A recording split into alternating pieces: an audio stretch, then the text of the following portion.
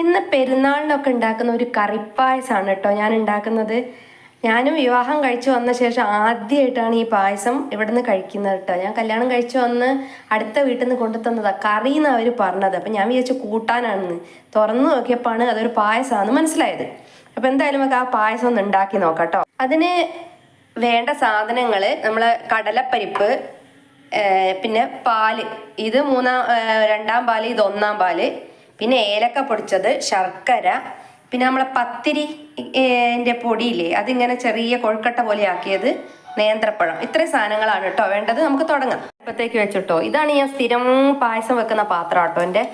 ഇതിലേക്ക് നമ്മൾ ഈ പാലില്ലേ, പിന്നെ മൂന്നാം പാലോ അത് ഒഴിക്കുകയാണേ. അല്ല, രണ്ടാം പാല് ഒഴിച്ചു. എന്നിട്ട് ഇതിലേക്ക് നമ്മൾ എന്ത് ചെയ്യുക, ഈ ഉണ്ടല്ലേ ഈ ഉണ്ടേനിടുക. എന്നിട്ട് ഇതൊന്ന് അവിടെ കിടന്നിട്ട് തിളച്ച് വേവട്ടെ. ആ കൊഴുക്കട്ട പോലുള്ള അത് വെന്ത് വന്നു കേട്ടോ.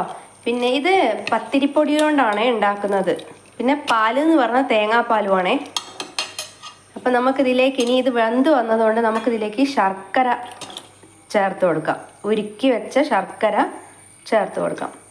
ഇത് ചിലപ്പോൾ അളവൊക്കെ കൂടിയിട്ടുണ്ടാവും. ഞാൻ ആദ്യമായിട്ടാണ് ഉണ്ടാക്കുന്നതേ. അപ്പം ഇതിൻ്റെ അളവൊക്കെ ഇത് തന്നെയാണോ എന്നുള്ള കറക്റ്റ് എനിക്ക് അറിയില്ല. അറിയുന്ന പോലെ അളവിൽ ഞാൻ ഉണ്ടാക്കുക. ആദ്യമായിട്ട് ഉണ്ടാക്കുന്ന ആ ഒരു ഇതുണ്ട് കേട്ടോ. തിളച്ചു കിട്ടോ. ഇനി നമുക്കിതിലേക്ക് ഈ പരിപ്പില്ലേ, കടലപ്പരിപ്പ് വേവിച്ച് വെച്ചത്, അത് 2 മണിക്കൂർ കുതിർത്തി കുക്കറിൽ വേവിച്ചെടുത്തതാണ്. ഒരു 2 വിസിൽ വരുത്തിയിട്ട് വേവിച്ചെടുത്തത്. ആ പരിപ്പിനെ നമുക്ക് ഇതിലേക്ക് ചേർത്ത് കൊടുക്കാം. അപ്പം ഇതിങ്ങനെ ശരിയായിട്ട് വന്നിട്ടുണ്ടോ. നമുക്കിനി ഇതിൽ ഈ പഴം ചേർത്ത് കൊടുക്കാം കേട്ടോ. നേന്ത്രപ്പഴം ചെറുതായിട്ട് നുറുക്കിയതാണേ. അത് ഇതിലേക്ക് ചേർത്ത് കൊടുക്കാം. എന്നിട്ട് ഈ ഒന്നാം പാലില്ലേ ആ പാലും കൂടെ നമുക്കിതിലേക്ക് ഒഴിച്ചു കൊടുക്കാം. ഇതൊന്ന് റെഡിയായിട്ട് വരട്ടെ. എന്നിട്ട് നമുക്ക് ഏലക്കായ ഇടാം. പിന്നെ അണ്ടിപ്പരിപ്പും മുന്തിരിയും കൂടെ വറവിടണം. ഞാൻ മുന്തിരിൻ്റെ അടുത്തില്ല, ഞാൻ മറന്നു വാങ്ങാൻ.